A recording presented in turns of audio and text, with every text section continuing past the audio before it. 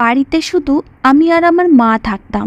রাত হলে আমার বিধবা মায়ের ঘর থেকে অদ্ভুত অদ্ভুত আওয়াজ আসতো। একদিন যেন আমি একটা লোককে মায়ের ঘরে ঢুকতে দেখলাম।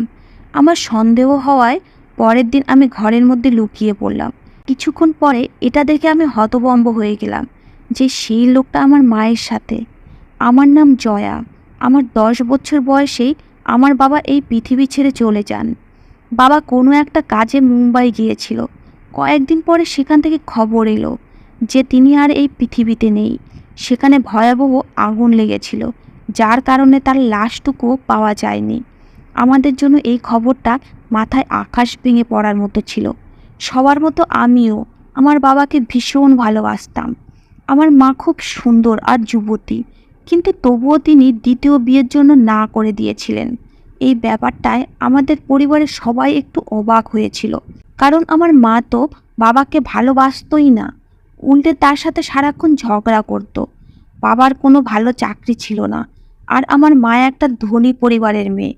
দাদু আমাদের সংসারে পুরো খরচ চালাতেন, আর সারাক্ষণ আমার বাবার উপর চেঁচাতেন। আমার মা ও দাদুর সাথে মিলে বাবার উপর চেঁচাতেন। এসবের কারণে আমার বাবা ভীষণ কষ্টের মধ্যে থাকতেন। আমি প্রায় আমার বাবাকে লুকিয়ে লুকিয়ে কাঁদতে দেখতাম, আর সব সময় খুব টেনশনে থাকতে দেখতাম। কখনো কখনো বাবা আমায় বলতো, আমি তোকে ভীষণ ভালোবাসি, তোর কারণেই এই ঘর সংসার ছেড়ে কোথাও যেতে পারছি না। আমি বাবাকে বলতাম, এই পৃথিবীর সব থেকে ভালো বাবা তুমি। আর একজন মেয়ের জন্য বাবাই তার কাছে সব কিছু। সে তার বাবা আর যাই হোক না কেন, সেই তার সব। বাবা যখন আমাদের ছেড়ে চলে যান, সেই সময় আমি খুব ছোট। মাকেও আমি ততটা ভালোবাসতাম না যতটা আমি আমার বাবাকে ভালোবাসতাম। ছোট ছিলাম, তাই এই কষ্টটা কোনো রকমভাবে আমি সহ্য করে নিয়েছিলাম। কিন্তু বাবার স্মৃতি আমার মনের মধ্যে গেঁথে গিয়েছিল। আমার অনেক সমস্যা ছিল, যার মধ্যে সবচেয়ে বড় সমস্যা হলো আমার কনফিডেন্টের অভাব। আমি কারোর সামনে ঠিকভাবে কথা বলতে পারতাম না, কারোর সাথে ঠিকভাবে মিশতে পারতাম না।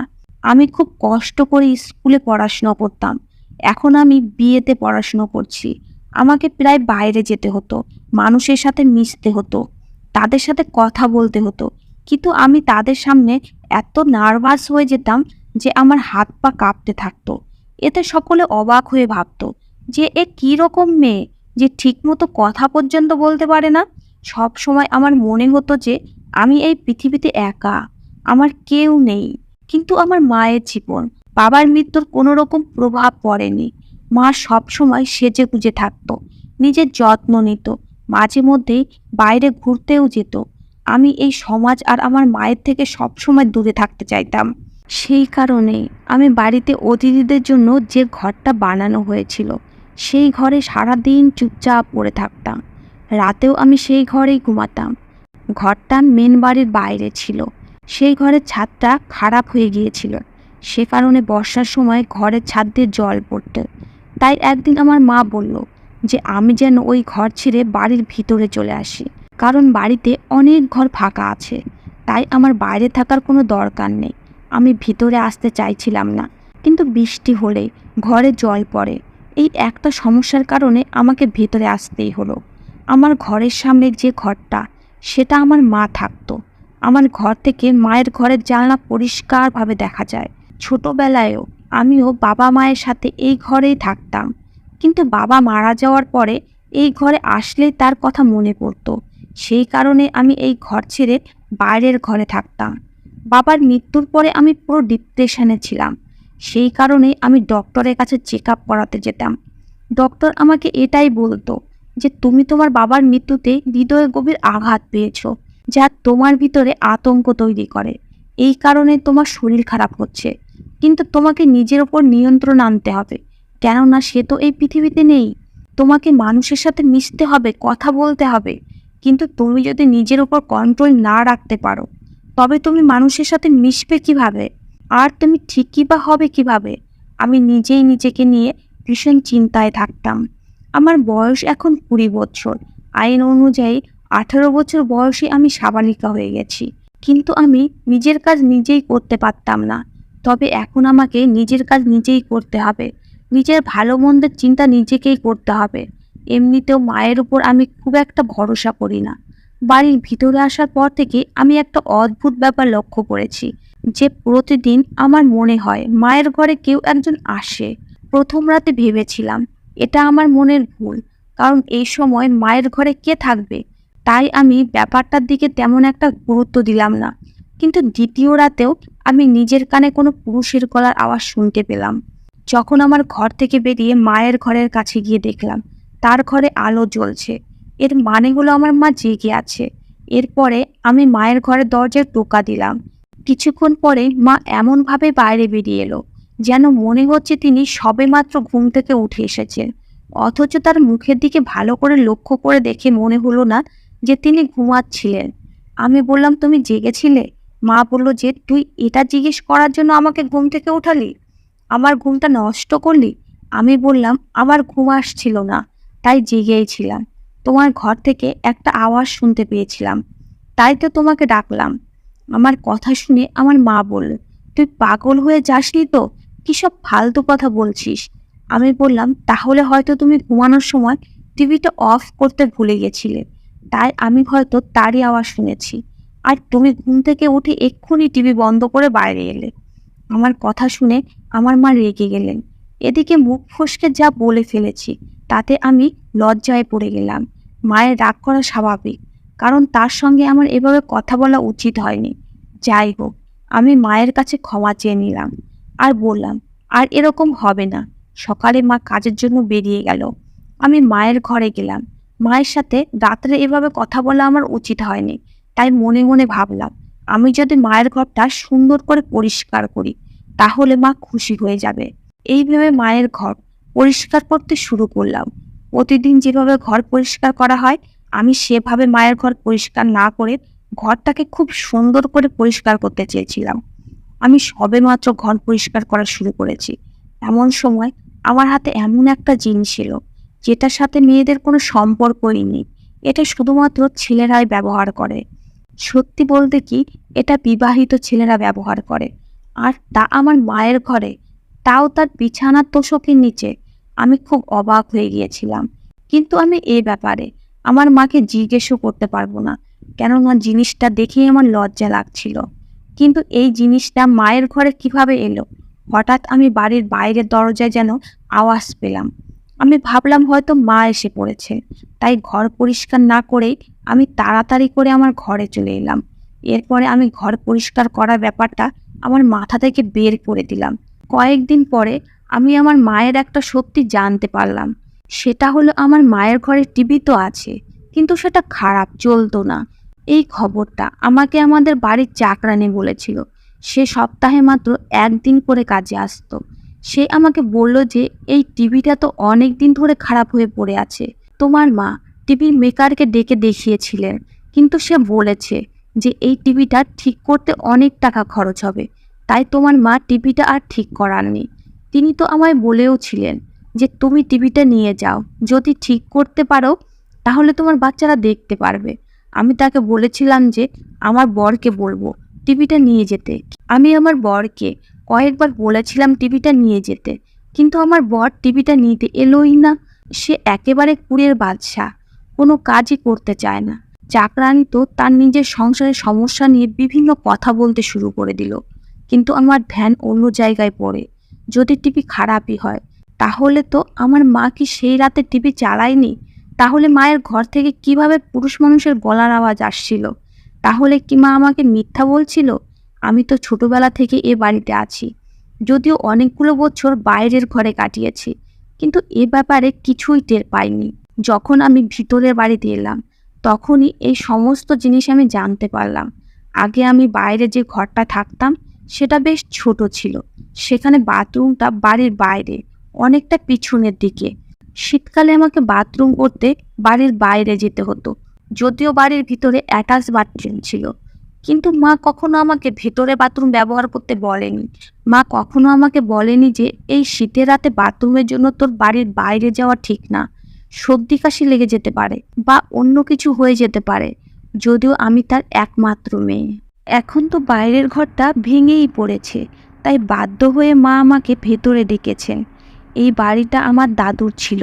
বাড়িটা বহু পুরনো, যার একটা অংশ জানি না কিভাবে অন্য একজন কবজা করে নিজের নামে করে নিয়েছিল। বাকি অংশটা আমাদের ছিল। বাড়িটা অনেক বছরের পুরনো, ইংরেজ আমলের। নতুন কেউ বাড়িটা দেখলে হতবাক হয়ে তাকিয়ে থাকতো আর বলতো, আমাদের একবার ভিতরে যেতে দাও, আমরা ঘরের ভেতরটা দেখতে চাই। কিন্তু আমি যেহেতু ছোটবেলা থেকে এই বাড়িটা দেখছি, তাই আমার এই বাড়ির প্রতি খুব একটা মোহ নেই।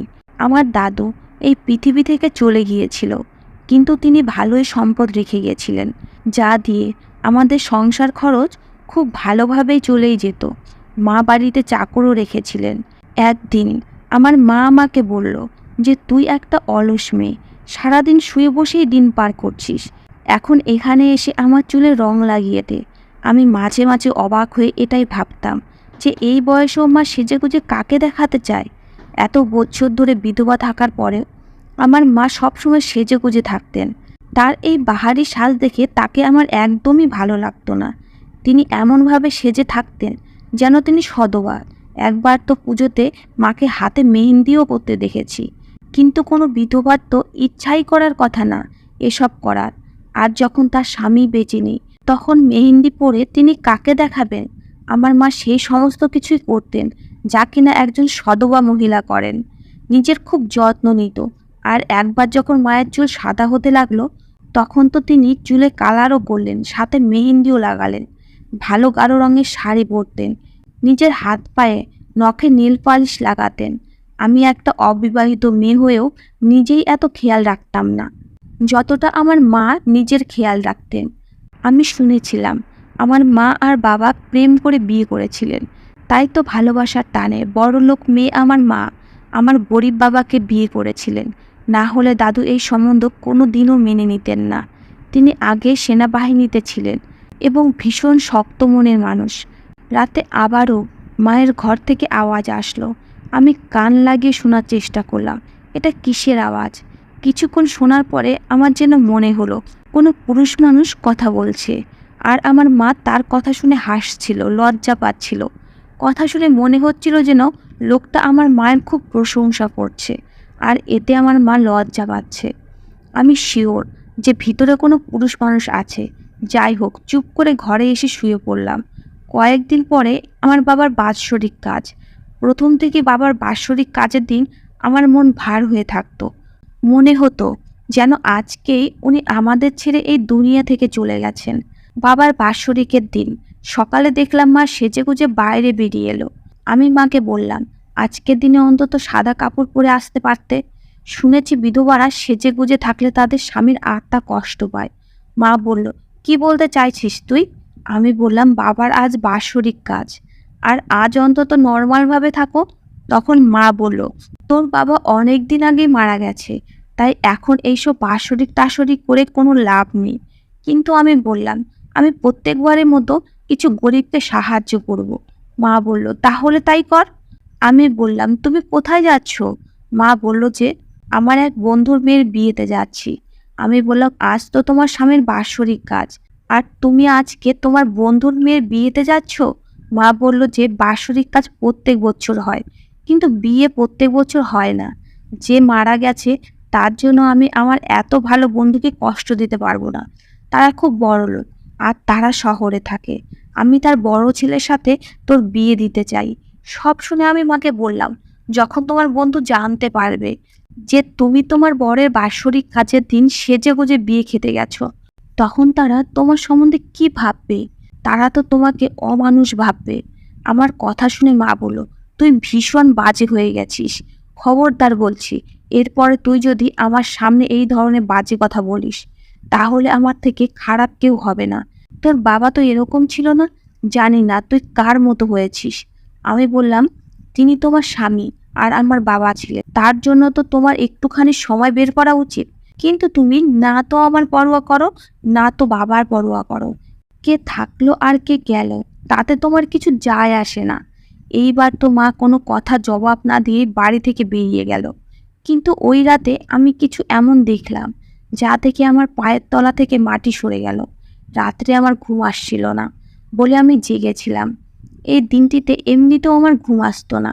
আজকের দিনটা আমার জীবনে সব থেকে বাজে দিন। আমি যেন মায়ের ঘরের জানলা দিয়ে কোনো একটা লোকের ছায়া দেখতে পেলাম। আমি পুরোপুরি শিওর হয়ে গেলাম যে আমার মায়ের ঘরে কোনো লোক আছে। আমি তাড়াতাড়ি উঠে এক মুহূর্ত নষ্ট না করে তার ঘরের সামনে গিয়ে দরজায় টোকা মারতে লাগলাম। মোটামুটি ৩-৪ মিনিট পরে আমার মা দরজা খুলল। আমি শিওর ছিলাম এই ঘরে যে ছিল সে বাইরে বেরোতে পারেনি, ঘরেই আছে। আমি তাড়াতাড়ি করে ঘরের ভেতরে গেলাম, কিন্তু ভেতরে গিয়ে যা দেখলাম তাতে আমার পায়ের তলা থেকে যেন মাটি সরে যাচ্ছিল। কারণ ঘরের ভিতরে কেউ নেই। আমি ঘরের চারিদিকে দেখলাম, কিন্তু কেউ সেখানে নেই। তাহলে যে লোকটাকে আমি ঘরের ভিতরে দেখলাম সে গেল কোথায়? তাই কথা ঘোরানোর জন্য আমার মাকে বললাম বাথরুমে যেতে হবে, কিন্তু বাইরের নল দিয়ে জল পড়ছে না, তাই তোমার বাথরুমে যাওয়ার জন্য এসেছি। এরপরে আমি বাথরুমে ঢুকে সেখানেও কাউকে দেখতে পেলাম না। আমি অবাক হয়ে ভাবছি, লোকটার ছায়া দেখলাম আর আওয়াজও শুনলাম, অথচ ঘরের মধ্যে সে কোথাও নেই, যেন হাওয়ায় মিলিয়ে গেছে। কিন্তু আমি এ ব্যাপারে আমার মায়ের সাথে কোনো কথা বললাম না, কারণ আমার কাছে কোনো প্রমাণ নেই। আমি এমনি এমনি বলছিলাম যে আমার বাথরুমের কল খারাপ হয়ে গেছে, তাই আমি এখানে এসেছি। কিছুক্ষণ পরে বাথরুম থেকে বেরিয়ে আমি আবার আমার ঘরে ফিরে এলাম। কিছুক্ষণ পরে আবারও আমার মায়ের ঘর থেকে হালকা হালকা আওয়াজ আসতে লাগলো। আমি মনে মনে ভাবছি, হয় আমার মা পাগল হয়ে গিয়েছে, অথবা আমার মায়ের ঘরে কেউ না কেউ তো নিশ্চয়ই আছে যার সাথে মা কথা বলছে। কোনো একটা ব্যাপার তো নিশ্চয়ই আছে। আর তা না হলে ওই ঘরের মধ্যে কোনো ভূত পেত আছে যে আমাকে দেখলে অদৃশ্য হয়ে যায়। কেননা কোনো মানুষের পক্ষে এত তাড়াতাড়ি ঘর থেকে বেরিয়ে যাওয়া সম্ভব না। আর বেরোবেই বা কোথা দিয়ে? ঘরের দরজা দিয়ে যেতে পারবে না, কারণ আমি দরজা দিয়ে ঢুকেছি। আর জানলা দিয়েও যেতে পারবে না, কারণ জানলাটা খুবই ছোট। এসব চিন্তা করতে করতে আমার মাথার যন্ত্রণা হতে শুরু করলো, আর আমি এসব কথা কাউকে বলতে পারছিলাম না। এতদিন আমি চিন্তায় ছিলাম, এটা ভেবে যে কেন আমার মা এতদিন বিয়ে করেনি, আর বিয়ে না করেও তিনি সবসময় এত খুশি থাকেন কী করে। আমি এতদিন ভাবতাম আমার মা বুঝি এখনও বাবাকে খুব ভালোবাসেন, সেজন্য আমার মা অন্য কোনো পুরুষকে বিয়ে করেনি। কিন্তু এখন তো বুঝতে পারছি যে নিশ্চয়ই আমার মায়ের অন্য কোনো ব্যাপার আছে। তার জীবনেও হয়তো কেউ আছে, আর সে হয়তো আমার মায়ের সাথে খুব বাজে কাজ করে। না হলে সে রাতের বেলা ঘরের মধ্যে কি করে? আমার প্রমাণ দরকার, কেননা আমি আমার মাকে বোঝাতে চাই যে আমি এখন আর বাচ্চা নই, আমি সমস্ত কিছু বুঝতে পারি। আর যে বিবাহযোগ্য মেয়ে আছে তার এসব মানায় না। যদি এমনটাই সত্যি হয় তাহলে আমি আর এখানে থাকতাম না, এখান থেকে অন্য কোথাও চলে যেতাম। কেননা আমি এভাবে এখানে থাকতে পারবো না। এসব চিন্তাতেই রাতে আমার ঘুম আসতো না। মায়ের ঘরের রহস্য জানার জন্য আমাকে একটা প্ল্যান বানাতে হবে। আমি মায়ের ঘরে যেতে পারতাম না, তাই আমাকে বুদ্ধি কাটিয়ে এমন একটা প্ল্যান বানাতে হবে যাতে ভুলের কোনো সম্ভাবনা না থাকে। শেষ পর্যন্ত আমার মাথায় এমন একটা প্ল্যান এসে গেল যেটাতে ভুল হওয়ার কোনো সম্ভাবনা নেই। কিন্তু যদি আমি ধরা পড়ে যাই আর আমি যেটা ভাবছি সেটা যদি না হয়, তবে আমি আমার মায়ের চোখে চিরদিনের জন্য ছোট হয়ে যাব। কিন্তু অন্তত পক্ষে আমি সত্যিটা তো জানতে পারবো। আর এমনিতে আমি শিওর ছিলাম যে মায়ের চোখে আমি ছোট হব না, বরং তিনি আমার চোখে চিরদিনের জন্য ছোট হয়ে যাবেন। তাই আমি মনে মনে ভেবে নিয়েছি যে আমাকে কি কি করতে হবে। বিকেলবেলা আমি আমার মাকে বললাম যে আজ আমি এক বন্ধুর বাড়িতে পড়তে যাব, আর আমি রাতে ওখানেই থাকবো। আমার মা বলল, ঠিক আছে, খুব ভালো কথা, মন দিয়ে পড়াশুনো করো। মনে হয় আমার মা খুশি হয়েছিল যে আমি রাত্রেতে বাড়িতে থাকবো না। যাই হোক, আমি বাড়ি থেকে বেরিয়ে গেলাম এবং কিছু পরে মাকে ফোন করে বললাম যে আমি আমার বন্ধুর বাড়িতে চলে এসেছি। যদিও আমি বাড়ি থেকে কোথাও না গিয়েই বাড়িতে লুকিয়েছিলাম। আমার মা বলল, ঠিক আছে, সকালে ঘুম থেকে উঠে ধীরে সুস্থে বাড়িতে ফিরে আসিস, তাড়াহুড়ো করার দরকার নেই। কিন্তু আমি তো আমার বন্ধুর বাড়িতে যাইনি, আমি তো আমার মায়ের ঘরেই লুকিয়ে আছি। আর এমন জায়গায় লুকিয়েছি যে ঘরে মা কি করে সেটা আমি দেখতে পেলেও মা আমাকে দেখতে পাবে না। কিছুক্ষণ পরে মা ঘরে এসে সাজগোজ শুরু করলো। এরপরে ঘরের মধ্যে এমন একটা ঘটনা ঘটলো যেটা দেখে আমার পায়ের তলা থেকে মাটি সরে গেল। আমার মা অনেক কষ্টে মেঝে থেকে কার্পেট সরালো, কেননা কার্পেটটা খুব ভারী। কার্পেট সরানোর পরে তার নিচে যা দেখলাম সেটা দেখে আমার মাথা ঘুরতে লাগলো। কার্পেটের নিচে একটা দরজা ছিল, আমার মা সে দরজাটা টেনে খুলল। আর মা দরজা খোলার সাথে সাথে সেখান থেকে একটা লোক বেরিয়ে এলো। আর লোকটা বেরিয়ে আসার সাথে সাথে আমার মা তাকে জড়িয়ে ধরল। এটা দেখে আমার নিঃশ্বাস বন্ধ হয়ে যাওয়ার মতো অবস্থা। আমার যেন মনে হলো যে আমি মাথা ঘুরে পড়ে যাব, কেননা ওই লোকটা আর কেউ না, সে আমার বাবা, যে কিনা অনেক বছর আগে মারা গিয়েছিল। তাহলে আমার বাবা এখনো জীবিত কিভাবে? আমি বাবাকে দেখে হতভম্ব হয়ে বাইরে বেরিয়ে এলাম। তারা দুজনে আমাকে দেখে অবাক হয়ে আমার দিকে তাকিয়ে রইল। আমি থাকতে না পেরে এগিয়ে গিয়ে বাবাকে জড়িয়ে ধরলাম। বাবা আমাকে কিছুক্ষণ আদর করে তারপর জিজ্ঞেস করলো, কেমন আছিস মা? আমি বললাম, বাবা তুমি বেঁচে থাকতে মরার নাটক কেন করেছিলে? আমার বাবা বলল, সোনা মা আমার, আমরা খুব গরিব ছিলাম, আমাদের কাছে কিছুই ছিল না, কিন্তু আমার একটা জিনিস ছিল, আর সেটা হলো আমার জীবন বীমা, যেটা আমার বাবা বেঁচে থাকতে আমার নামে করেছিলেন। সেই জীবন বীমার টাকা পাওয়ার জন্য এই দুনিয়ার সামনে আমাকে মরে যেতে হয়, আর আমি মরে গেলেই জীবন বীমা থেকে 1 কোটি টাকা পাওয়া যেত। আমার কাছে আর কোনো অপশান ছিল না। তোর দাদুরও সবকিছু বিক্রি করে শেষ হয়ে গেছিল, তার কাছেও আর কিছুই ছিল না। তাই তোদের ভালোভাবে রাখার জন্য আমাকে এই নাটক করতে হয়। এরপরে সকলের সাথে সাথে জীবন বীমার লোকেরাও বিশ্বাস করেছিল যে আমি মরে গিয়েছি, তাই তারা তোর মাকে 1 কোটি টাকা দিয়ে দেয়। আর আমরা কোনো কাজ না করেই সুখের সাথে জীবন উপভোগ করতে থাকলাম। আমি তোর মায়ের কাছে থাকতাম সব সময়, আর আমাকে কোনো কাজও করতে হয় না। এর নিচে আমার ঘর আছে, টিভি আছে, আমি আনন্দের সঙ্গেই জীবন অতিবাহিত করছি। এই একটা বুদ্ধি খাটিয়ে এত টাকা পেলাম, যা আমি সারা জীবন কাজ করে ইনকাম করতে পারতাম না। আমি আমার বাবার দিকে অবাক হয়ে তাকিয়ে রইলাম আর বললাম, তোমার মৃত্যুতে আমি এতটা দুঃখ পেয়েছিলাম যে আমার জীবনটা শেষ হয়ে গেছে। এখন আমি একটা রোগীতে পরিণত হয়েছি, আর তুমি এই ভেবে খুশি থেকেছো যে তুমি খুব বড় দান মেরেছো। কিন্তু তুমি তো এই দুনিয়াতে সবথেকে বড় বোকামি করেছো। আমার বাবা আমাকে বলতে লাগলো যে তোর ভবিষ্যতের কথা ভেবে আমি এসব করেছি। তোর পড়াশুনোর সাথে সাথে তোর যাবতীয় খরচ তুই সময় মতোই পেয়েছিস, কোনো দিন কোনো কিছুর অভাব তোকে হতে দিইনি। যদি আমি এইসব না করতাম তাহলে আমাদের খেয়ে পড়ে বেঁচে থাকাই কষ্টকর হতো। আমি আমার বাবাকে অবাক করে দিয়ে বললাম যে তুমি আমার জীবনটা নষ্ট করে দিয়েছো। যদি আমি তোমার জায়গায় থাকতাম তাহলে আমি 3 বেলার পরিবর্তে 1 বেলা খাবার খেয়ে থাকতাম, কিন্তু কখনোই নিজেকে সারা জীবনের জন্য জেলের মধ্যে বন্ধ করে রাখতে পারতাম না। তুমি নিজের সাথে সাথে আমার জীবনটাকেও নষ্ট করে দিয়েছো। আমি তোমার কথা ভেবে ভেবে কত রাত জেগে কাটিয়েছি, লুকিয়ে লুকিয়ে কেঁদেছি। তোমার কথা ভেবে ভেবে আমি আমার জীবনে কি অবস্থা করেছি দেখো। তোমার কথা ভেবে আমার এরকম করা উচিত হয়নি। এবার আমার আত্মবিশ্বাস আমি ফিরে পেয়েছি। এবার ধীরে ধীরে আমার সমস্ত দোষ ত্রুটি কেটে যাবে। এবার আমি বুঝে গিয়েছি যে আমার জীবন নিয়ে আমাকে কি করতে হবে। ধন্যবাদ বন্ধুরা।